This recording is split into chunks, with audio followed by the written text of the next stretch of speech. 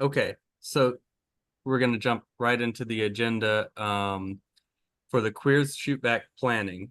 Here's my vision for it. Is it's going to be 2 days. I'm thinking maybe two back-to-back Saturdays, and on the first one, which we'll have people RSVP for, we do the Stop the Bleed training and all the different safety trainings that you would like to put in the curriculum, Steve.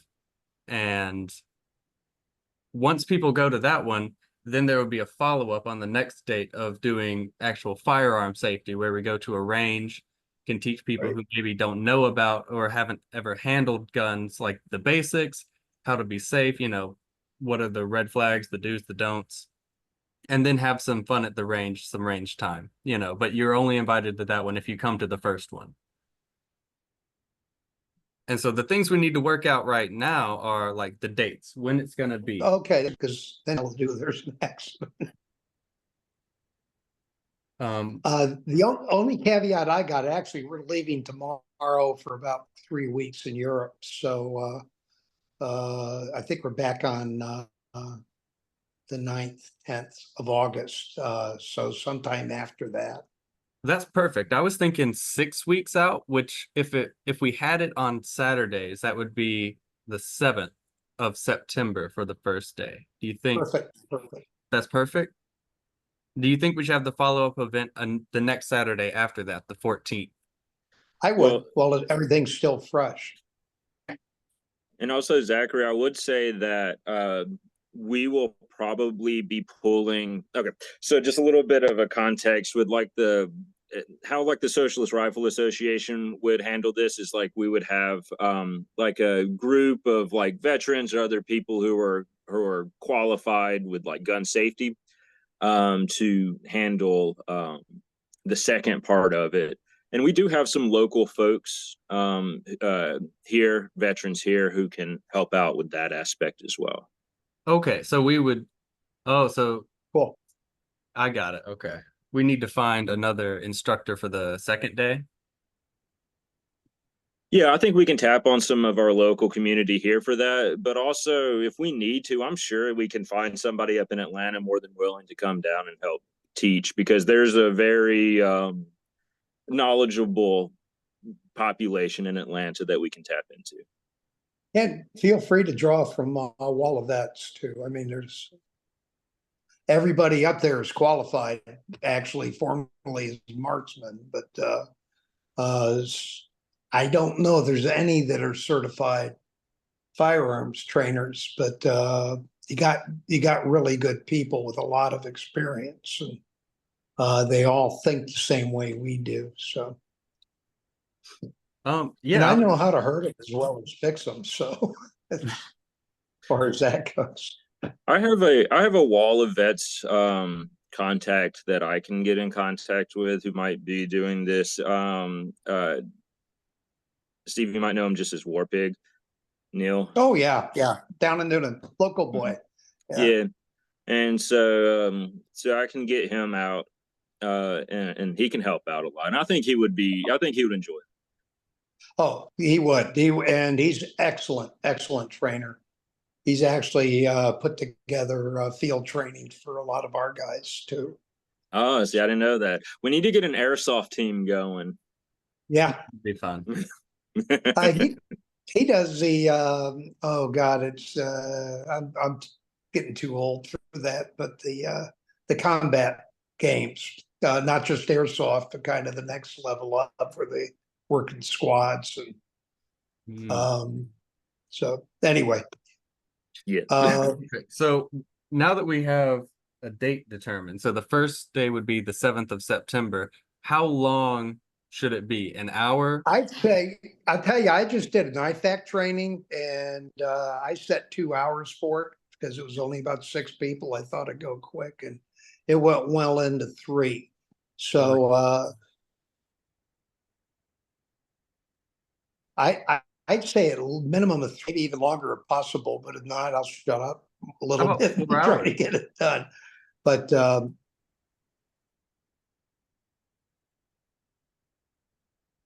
you are kind of cutting out a little bit. Yeah, we didn't catch that last part. Gosh, I think Let me change location here. I have a question for you. Would you be willing to host like a 4-hour seminar? Affirmative. Yeah, I sure.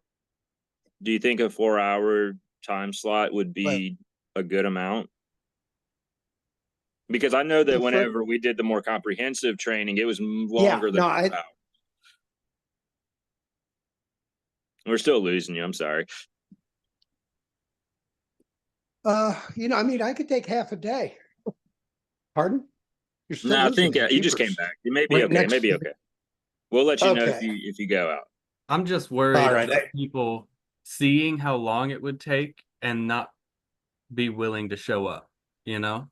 We don't tell them when it I can keep it ends. to. I could keep it to 4. We're still losing you, by the way. Be nonstop, and I think they need the durations I add too. I mean, the bottom line. You're not hearing me? You're cutting in and We can out. hear you now. Jeez.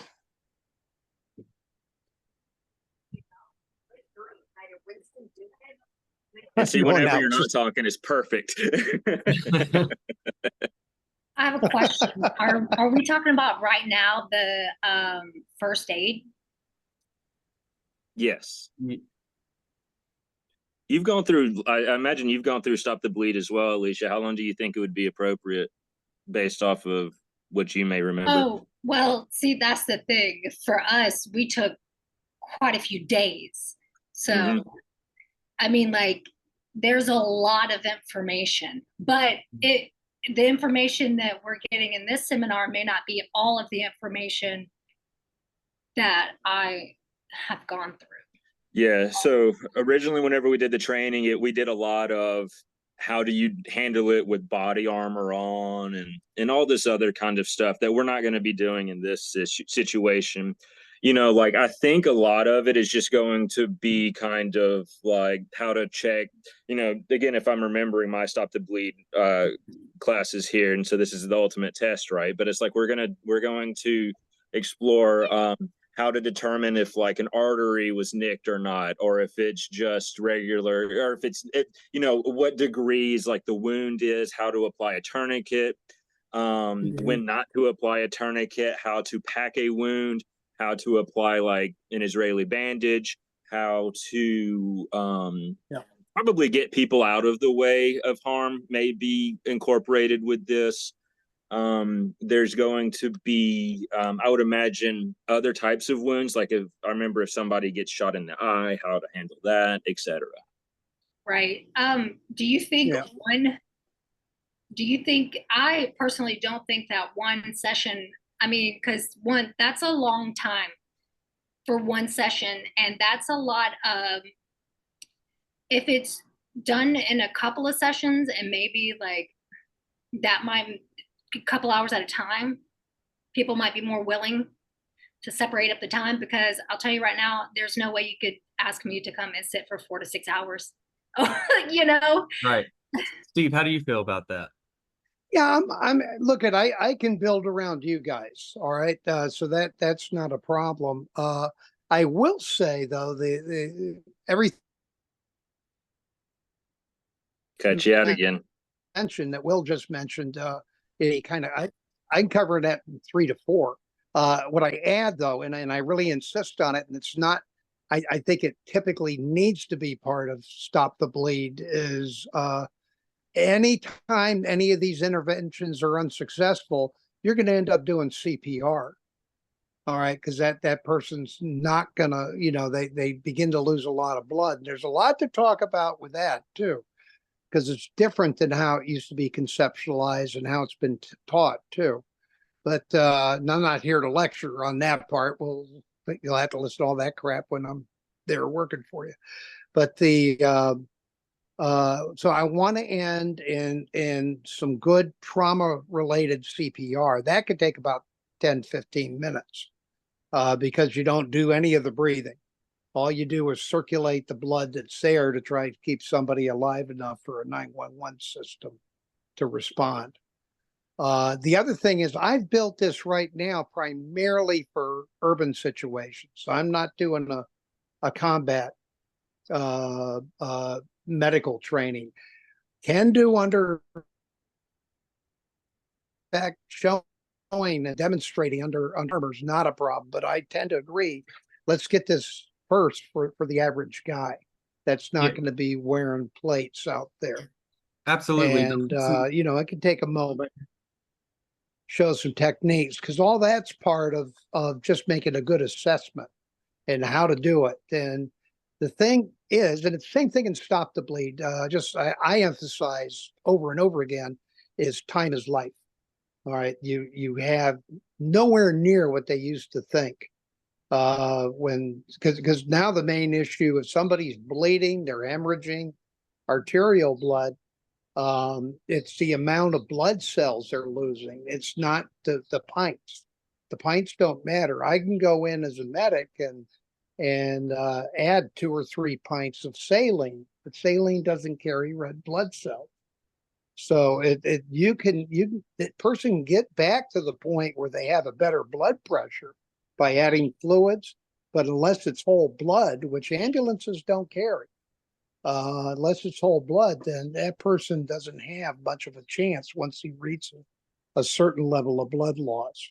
But generally speaking, you got about 6 minutes, you know, to respond effectively.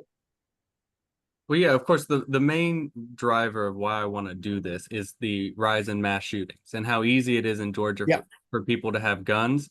I want this to specifically be for people who are queer, who may get targeted to if they're in a bad situation for whatever reason, they know the best things to do and maybe know how to save someone's life. So how do you feel about maybe 2-hour sessions over the course of 3 weeks?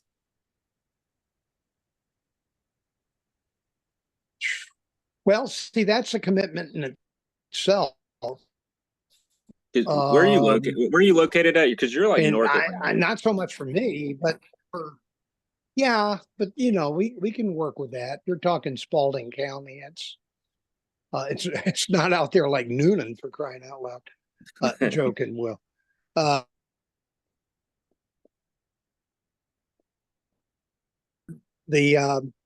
I'm working to have a lot of people not that willing. You know, they could make the commitment. I generally personally find people can make a commitment of a few hours once, but if you expect them to be coming back, I think other things will happen. You know, particularly if you're looking at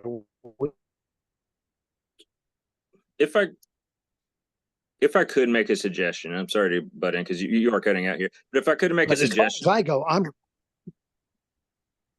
sorry. Yeah, if I could just make a suggestion for this line item for this discussion, I think one thing that we should do before we really make this determination is really determine what we're trying to teach people.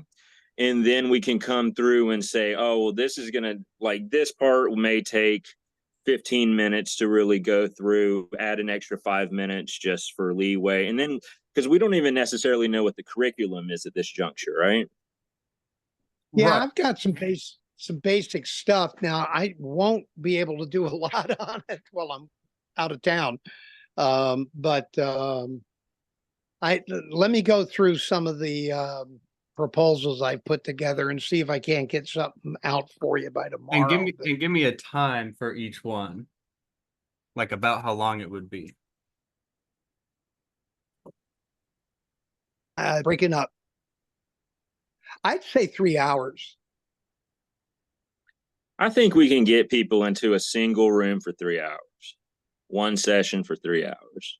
And then if it goes over, I don't think people are going to necessarily be leaving, but if they want to, it's like we can front load it, you know, because there's just going to be a part where people are going to be like, oh, I got a question or something, and we'll just save questions for last. And is that saying that it's just going to be one Stop the Bleed session with that proposal, 3 hours? Yeah, personally, I think you're going to get more participation if you do one session at 3 hours. Okay, I think that sounds good. Agree. All right, so what time of day would be best for this? Personally, I generally do like 1 o'clock, 1 to 4. Sounds good with me. Anybody Yeah, have an objection? no, let's do that, and we can bring in some pizzas or something just to spice it up a little bit. We'd take a quick lunch, like 15-minute lunch break in the middle or something. Yeah, Yeah, we people could- can eat, actually. I'll tell you, the one thing I'd say with that, with the 3 hours, I think you can have it in there and let them grab stuff as they want to, but kind of be ready to also, get down and do some hands-on too. And just, Mhm. I don't care if people are eating while we're training. So, but it's harder to kind of break the momentum and then get them back into it. Right. I mean, that sounds good. Yeah. And do we have any ideas on location, William? No, that's something that me and you are gonna have to really hammer out. I've been running through ideas, and it's just kind of like, honestly, if we're being just honest about this, a lot of places aren't going to want um an event called Queer Shoot Back. Um, We and- need like, I was thinking we need to find like a private property or like some kind of situation like that. Like the range time may not be necessarily advertised as part of the Queer Shoot Back event, but for the training, we may want to. Yeah, I was thinking we find a location like someone's house. we can do that. I mean, I have plenty of space at my house, but I'm not in Spalding. Well, I also, how much out like would we be doing any of this outside, or would it all be inside? This can all be done outside. Or inside. It can be both. Well, I don't think you have enough yard space, William. I have 1.5 acres. I mean, would you want to do it in your front yard? My front yard's a half of an acre. My backyard's a full acre. I got plenty of space outside, but honestly, I think location is something that we can't determine at this juncture right now, Okay. Do you want to? because we have to put feelers out. We have to look for a place, I think. And I don't mind being a backup, but also I feel like it would be beneficial if we could just find another location. I do too. After the meeting's over, we should talk about when we're going to get together and discuss that. Okay. The last thing on here for this part of the agenda I have, it says agendas, and what I meant was more like discussing the flow of the curriculum. But if we need a follow-up meeting to get to that, that's fine too. What do you mean by that? Like what to expect. Like once people get to the meeting, what's going to actually happen. Like they get to the event. We're going to talk about this first, and then we're going to do hands-on, things like that. Are we ready to set out like something like that, like an agenda for it? Like the curriculum? Yeah.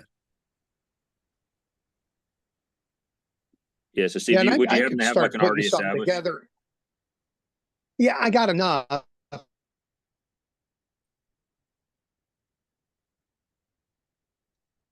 What I'll do is start looking training right here. It was at my house, and it was about 3 hours. And I describe some descriptive stuff I could probably get out to you guys tonight. Just forward you some of the informational stuff. I will tell you, by the way, this is primarily it's 80% hands-on.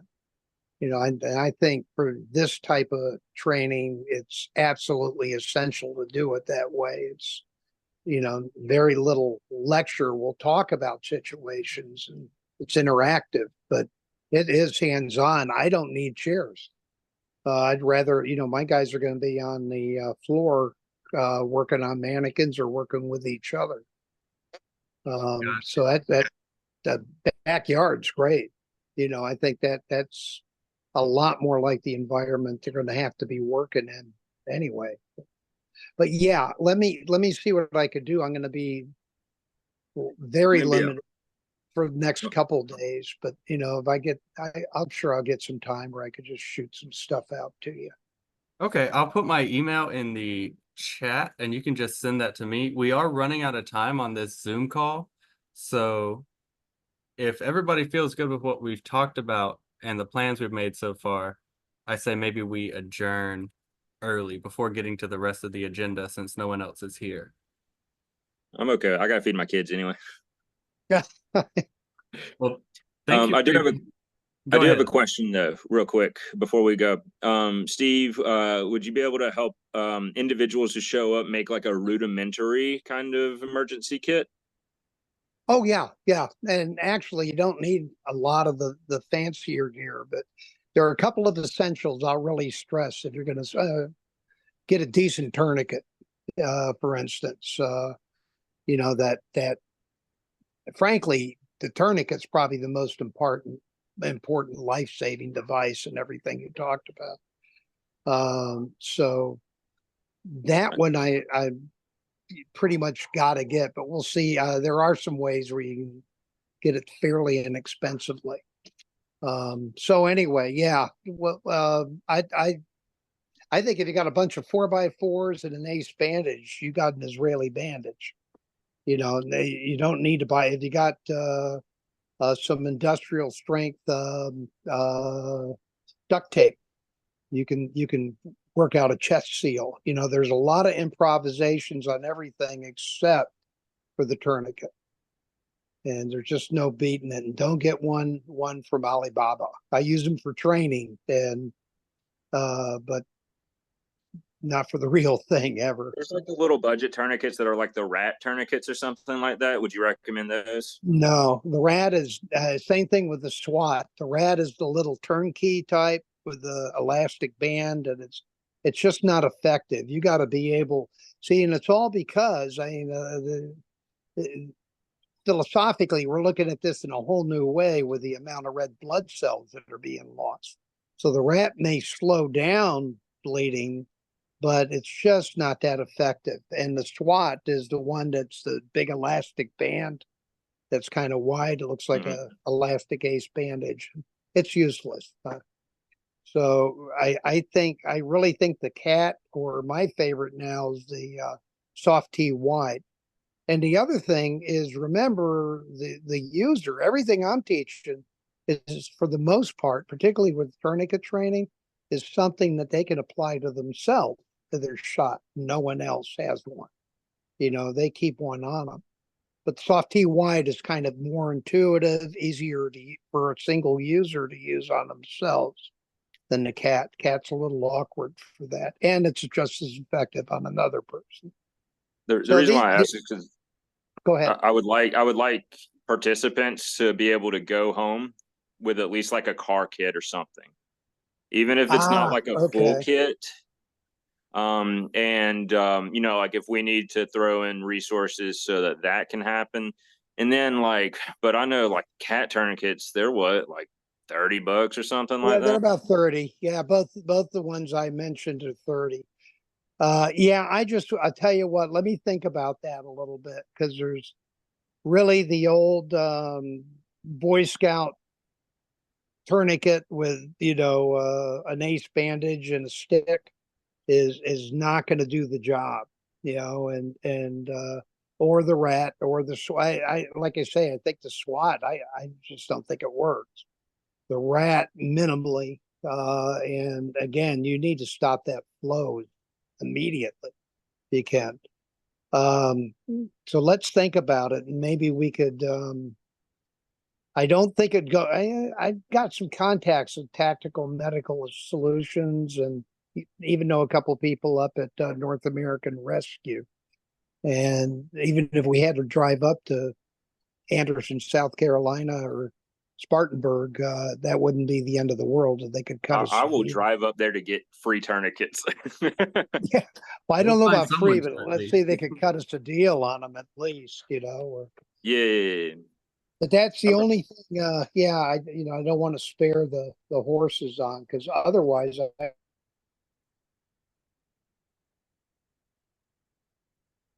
you got enough gauze and you got enough elastic to some kind, then you could do anything. And by the way, wound pack on the side, I'll talk about it, but I'm gonna let them know, don't waste your time. There's ways you can use your tourniquet to do it quicker and better. Wound packing was sort of a last resort. Okay.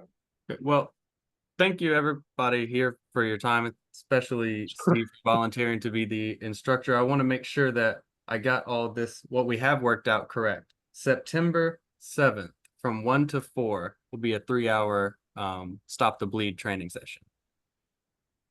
Mhm. Okay, great. That works. All right, well, I'm going to adjourn the meeting. Thank you. All right. Thank y'all. All right. See you guys on the World Wide Web. Yes. See you on Signal.